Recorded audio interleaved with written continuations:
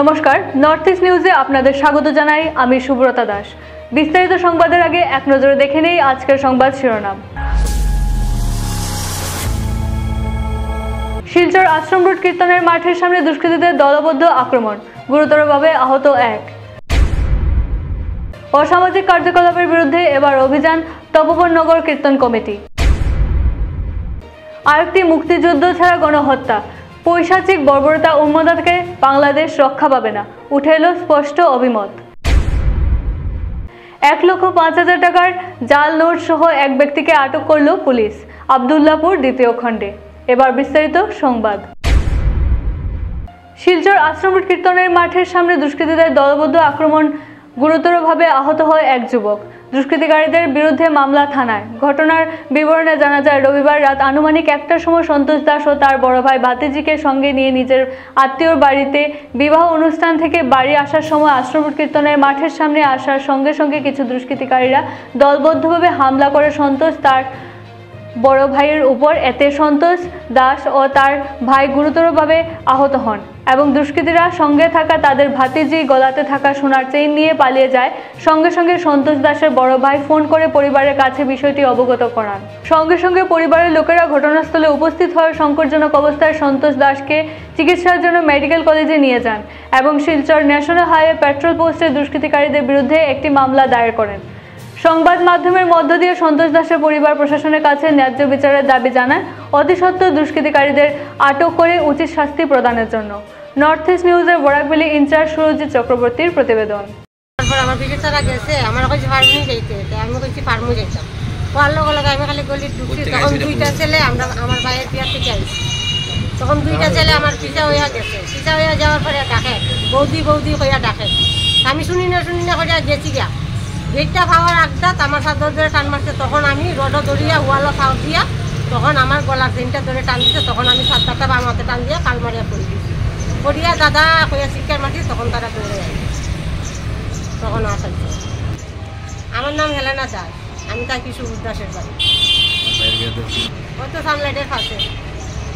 আমি যখন আমার বাড়ি যাই বিয়ার থেকে, আমরা দুই ভাই যাই, তখন তারা একটা ছেলে আমার ধাক্কা মাইরা ফালাই দিচ্ছে। তখন আমার ভাইয়ে কইছে, ভাই কিন্তু আমরা কি তার রাত্রে চলাফেরা করতাম না নি, আত্মীয় বাড়িতে আসা যাওয়া কীভাবে করবো, তোরা তো মদ কায়া ইলা খরচ কীরকম, তখন আমরা কীভাবে যাবো, হাই তোরা কিরা মত সেই কইরা আমি আমার বাইরে টানিয়া লইয়া যাই। এরপরে এরও কাছে পাশে যাওয়ার আমি আরও যেমন এখানে মানুষ আছে নাম করে ডাক দিছি, আমি একটু নাম করে ডাক দিছি, তারা আই যাবে। এরপরে আমার এই ধাক্কাটা ফালাই আমার এখানে একটা ঘুষি মারার পরে এরপরে যেমন আমরা আস্তে আস্তে আস্তে আস্তে আডার, যেমন আমার ভাই একটু মনে হয় 5-7 পিছনে, আমি সামনে দাঁড়াই, সামনে আটিয়ার। তারপরে ওই বাইরে গিয়ে পিছিয়ে থেকে লাভ মেরা ফালাইয়া চাকু দিয়া করছে আর স্বর্ণ চিন্তা নিচে গা।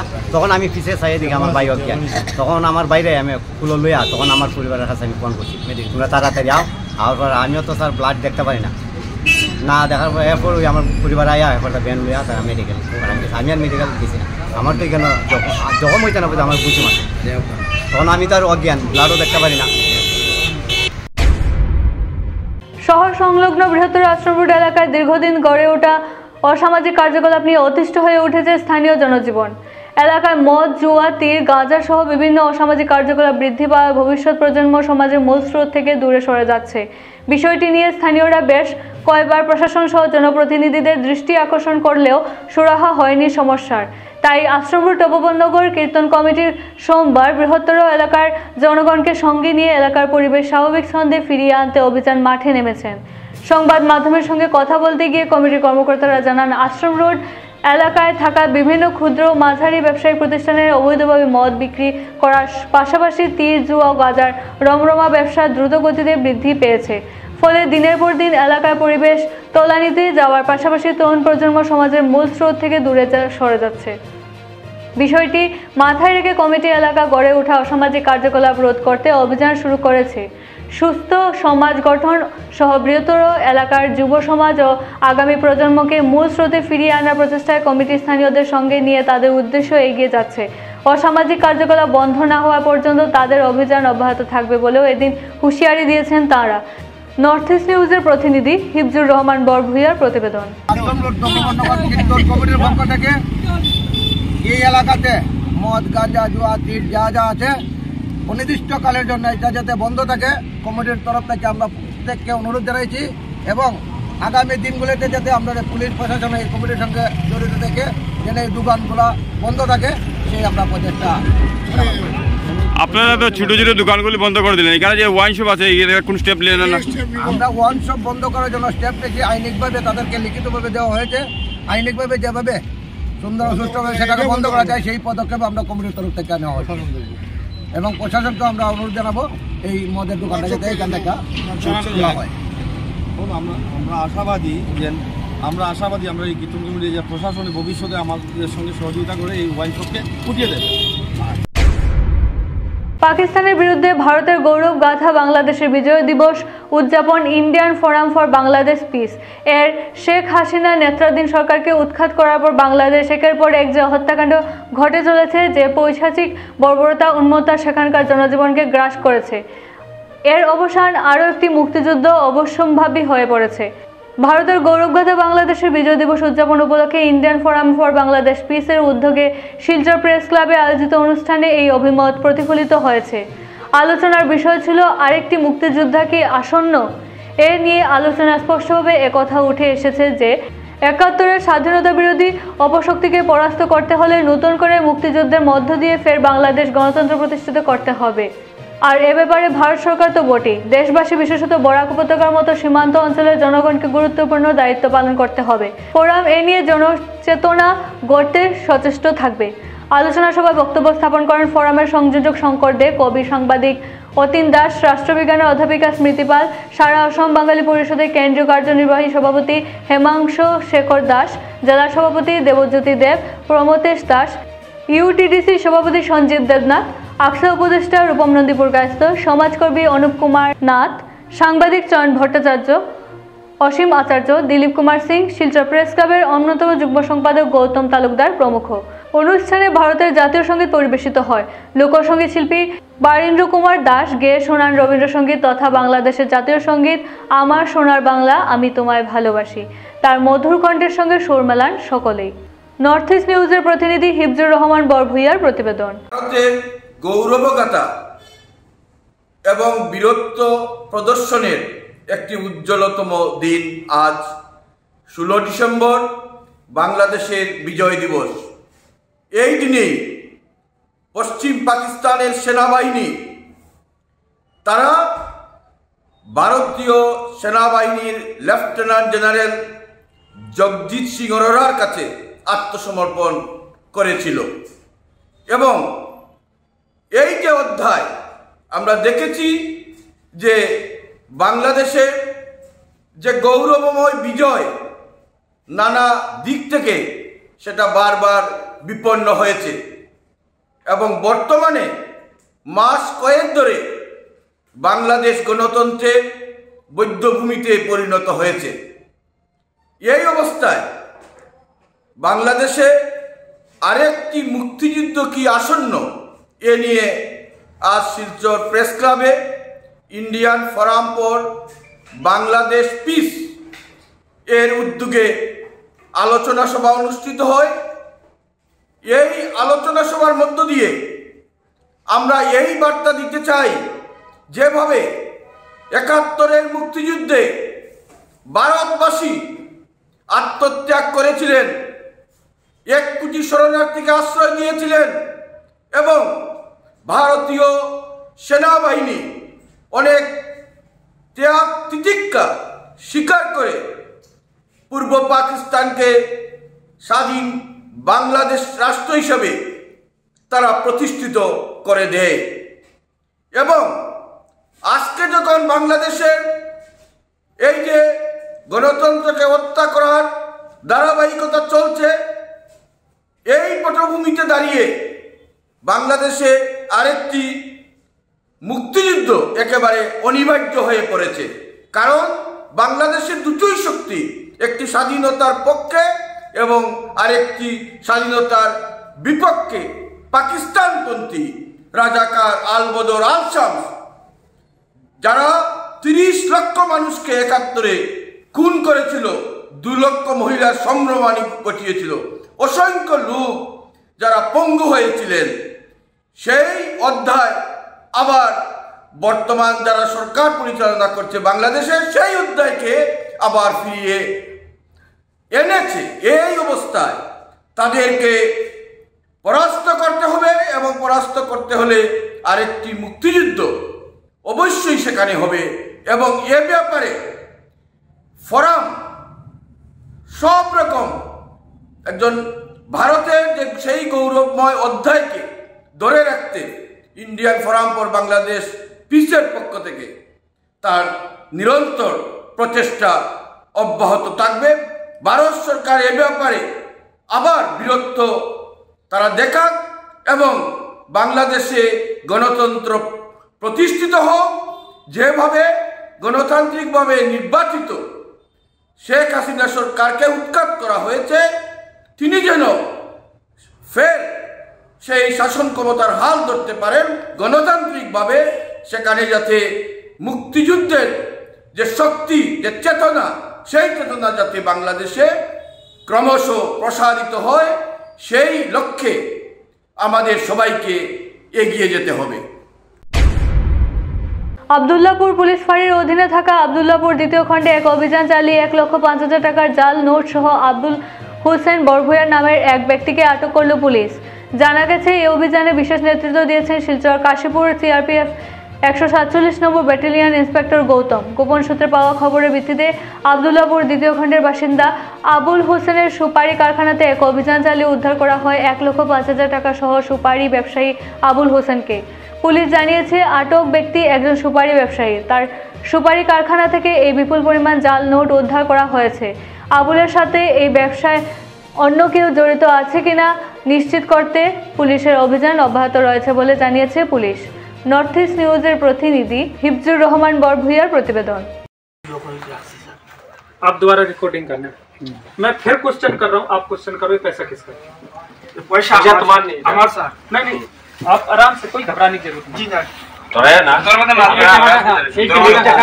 আমার একজন মানুষ আইছে পয়সা নিত আমার ওখান থেকে। আমার বুয়ার এক গাড়ি বুয়া, হ্যাঁ, আমি তারে কইছে পয়সা নাই, হ্যাঁ, পয়সা আমার লগে আসলো, কই কোন জেস বেটা আইসলো, ও বেটা কইছে তার বুয়ার, হ্যাঁ, হ্যাঁ, বেটা লগে খাটলি চুয়াত বুয়া, টাকাটা বস্তা ছিল, এর বাদে তার পয়সাটা না দিবার লাগে লুকাইয়ে রাখছি স্যার। মানে হগুটাকে হগুর টাকা না দিয়া, টাকা না দিয়া ও বেটারে পয়সা দিতাম, নগদ দিলে, নগদ দিতাম, নগদ দেবার লাগে। এর টোটাল কত টাকা আছে? 1,70,000 আছে, বাঙ্গাই গুণ গুণা নাই, মানে 50,000 তে বাংসো বাংসি। এতে তোমার ইনো মানে বেজাল, তোমার আমার বেজাল মতে ইনো বেজাল কিছু না, বেজাল যেটা থাকে স্যার আপনারা শাস্তি দিবেন। এটা ঠিক আছে, নরমাল বাগিল প্রশ্ন হইল নতুন বাগিল ওখানে, তারে তো হে বালা মানুষ হেতু দৌড়াইয়া বাগিবার হতা নাই, হে বাগিল কি চলে আপনি শুনছেন, তুমি রইলে হে বাগিল ওখানে। একটা ইও আছে, মানে হে মনে হয় কিতা এটা ডর খাইলেছে আস্তা আপনারা দেখিয়া, তুমি তো বাচ্চা আমরা বাগ নেই বয়স নেই পয়সা, তুমি তো কম আমরা জানলাম মানুষ বিপদ করলে কম বয়সী বাচ্চা তোমার ডর খাইলেছে বুঝো, আর হে দৌড়াইয়া গেল কি ইনার মাঝে তো আমরা একটা সুন্দর মানে। কালাইন বাজারের মুন্নি হোটেলে সোমবার রাতে চুরির সময় হাতে নাতে ধরা পড়ে ভাটগ্রামের কুখ্যাত চোর মনি। হোটেলের টিন কেটে ভেতরে ঢুকে চুরি করার সময় স্থানীয়দের সন্দেহ হলে খবর পান হোটেলের মালিক ধনঞ্জয় রায়। দোকানে পৌঁছে তিনি চোরটিকে পালানোর চেষ্টা করতে দেখেন। পালানোর সময় ধারালো টিনে আহত হয় মনি। পরে স্থানীয়রা ওকে পুলিশের হাতে তুলে দেয়। এর আগে 12 ডিসেম্বর মনি কালাইন কলেজ রোডে একটি গাড়ি থেকে ব্যাটারি চুরি করতে গিয়ে ধরা পড়ে। বারবার চুরির ঘটনার কারণে এলাকাবাসী ক্ষুব্ধ এবং প্রশাসনের কাছে কঠোর ব্যবস্থার দাবি জানিয়েছে। নর্থ ইস্ট নিউজের প্রতিনিধি রাজুদের প্রতিবেদন।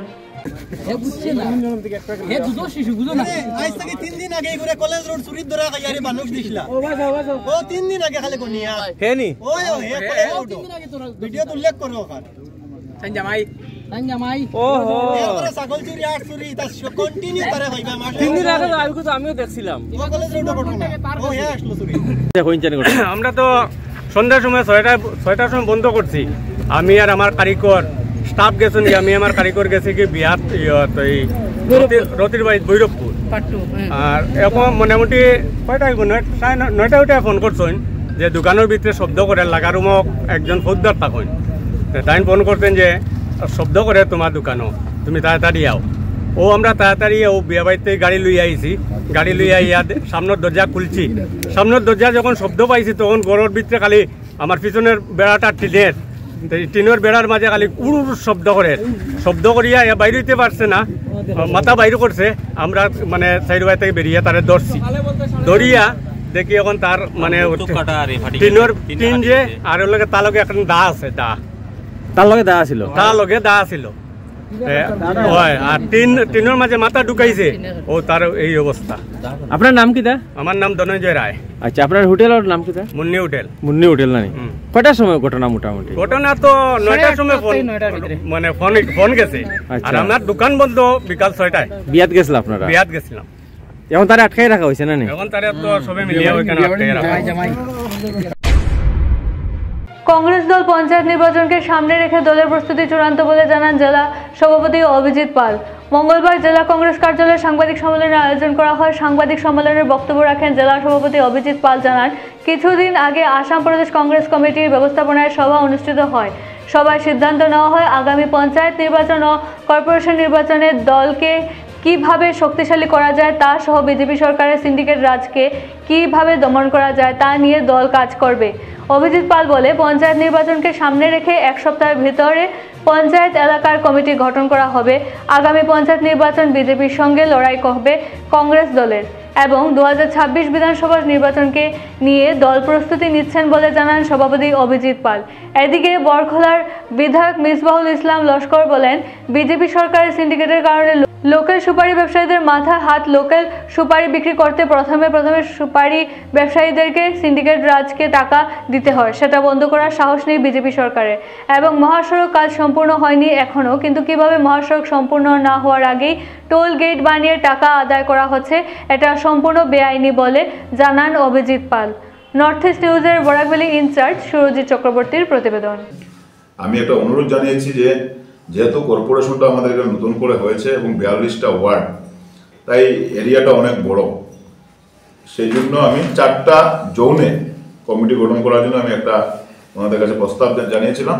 আমার প্রস্তাবকে ওনারা সম্মতি দিয়েছেন। আমরা কর্পোরেশনের ক্ষেত্রে 4টা জোনাল কমিটি বানাবো এবং তার নিচে ওয়ার্ড কমিটি থাকবে, বুথ কমিটি থাকবে।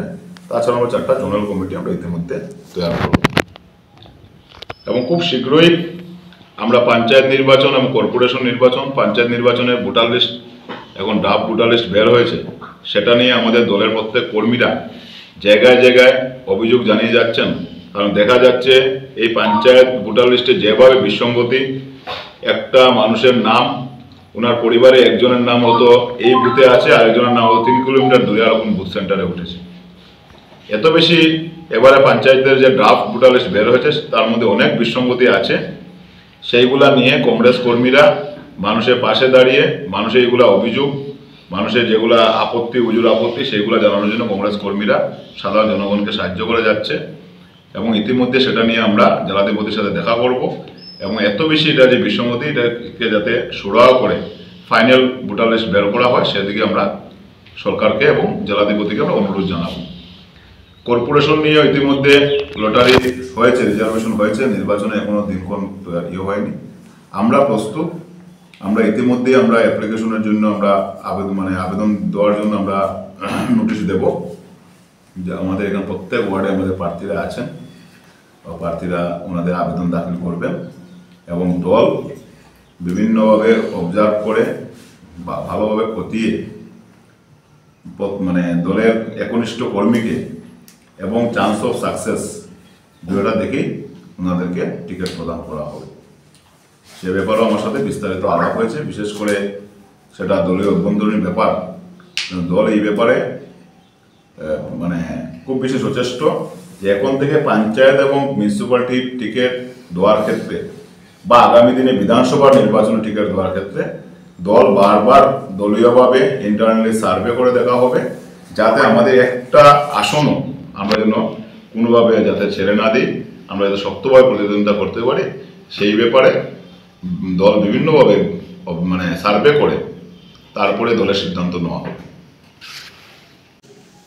এবং পিএসসি কমিটিতেই সব কিছু দায়িত্ব সমঝে দেওয়া হয়েছে যে পিএসসি কমিটি নতুন ব্লক সভাপতি কোন কোন জায়গাতে নতুন করে ব্লক বদলানো হবে সেই ব্যাপারে সিদ্ধান্ত নেওয়া হবে পিএসসি কমিটিতে। বিশেষ করে যেসব জায়গাতে ডিলিমিটেশনের ফলে যেগুলা ব্লক চেঞ্জ হয়েছে, কোনো ব্লক ডিমোলিশ হয়েছে, বিশেষ করে আমাদের বরকলাতে শালচাপড়া বলে একটা ব্লক ছিল, সেই ব্লকটা আজকে নেই। তো সেই সব ব্লক নতুন করে গঠন করা হবে। যেসব নতুন ব্লক হয়েছে, রংপুর ব্লক নতুন হয়েছে, যেগুলা ব্লক বদলাতে হবে, যেগুলা আগের পুরনো ব্লক আছে সেগুলো থাকবে, যেগুলা নতুন করে বদলাতে হবে, নতুন বানাতে হবে, সেইগুলা ব্লক সভাপতি কাকে নিযুক্তি দেওয়া হবে, সেই পিএসসি ডিস্ট্রিক্টের পিএসসি কমিটি যেটা হবে সেই কমিটি সিদ্ধান্ত নেবে। তো ইতিমধ্যে আমরা পিএসসি কমিটি গঠন করে আমরা যেসব ব্লক বদলানো প্রয়োজন সেগুলা ব্লক আমরা অতি সত্ত্বর নতুন করে ব্লক সভাপতি নিযুক্তি দেওয়া হবে। এবং আরও কিছুটা দল সিদ্ধান্ত নিয়েছে, বিশেষ করে ব্লক সভাপতি 50 বছরের নিচে হতে হবে, ম্যাক্সিমাম এজ 50 ইয়ার্স। 50 বছরের নিচে নতুন করে ব্লক সভাপতি, যারা আগের ব্লক সভাপতিরা আছেন যারা থাকবেন তাদের ক্ষেত্রে সেটা প্রযোজ্য হবে না, কিন্তু নতুন যাদেরকে দেওয়া হবে সেগুলো 50-এ অনুরোধ হতে হবে, সেই ব্যাপারটাও দেখা হবে। এবং কাস্ট কম্বিনেশন সবকিছু দেখে নতুন ব্লক সভাপতি নিযুক্তি করা হবে। তাছাড়া পঞ্চায়েত নির্বাচনকে সামনে রেখে প্রত্যেকটা বুথ কমিটি আমরা আগামী 1 সপ্তাহের ভিতর তৃণমূল স্তরে আমাদের যে ওয়ার্ডগুলো হয়েছে, যে পঞ্চায়েতে যে ওয়ার্ড হয়েছে সেই ওয়ার্ড কমিটিগুলা আমরা 1 সপ্তাহের ভিতর গঠন করার জন্য আমাদেরকে নির্দেশ দেওয়া হয়েছে এবং ইতিমধ্যে আমাদের কাজ অলরেডি শুরু হয়েছে। আমরা 7 দিনের ভিতর প্রত্যেকটা ওয়ার্ড কমিটি গঠন করব, যাতে আমরা তৃণমূল স্তরে আমরা যদি গ্রুপ মেম্বারের ক্ষেত্রেও আমরা যেন শক্তিশালীভাবে প্রতিদ্বন্দ্বিতা করতে পারি। এবং বিশেষ করে সংবাদ শেষ করার আগে আরো একবার দেখে নিই আজকের সংবাদ শিরোনাম। শিলচর আশ্রম রোড কীর্তনের মাঠের সামনে দুষ্কৃতীদের দলবদ্ধ আক্রমণ, গুরুতরভাবে আহত 1। অসামাজিক কার্যকলাপের বিরুদ্ধে এবার অভিযান তপোবননগর কীর্তন কমিটি। আরেকটি মুক্তিযুদ্ধ ছাড়া গণহত্যা, পৈশাচিক বর্বরতা উন্মাদনা থেকে বাংলাদেশ রক্ষা পাবে না, উঠে এলো স্পষ্ট অভিমত। 1,05,000 টাকার জাল নোট সহ এক ব্যক্তিকে আটক করল পুলিশ আব্দুল্লাহপুর 2য় খণ্ডে। ভারতের উত্তর পূর্বাঞ্চলের পাশাপাশি অন্যান্য স্থানের খবর দ্রুত পাওয়ার জন্য দেখতে থাকুন নর্থ ইস্ট নিউজ। ধন্যবাদ।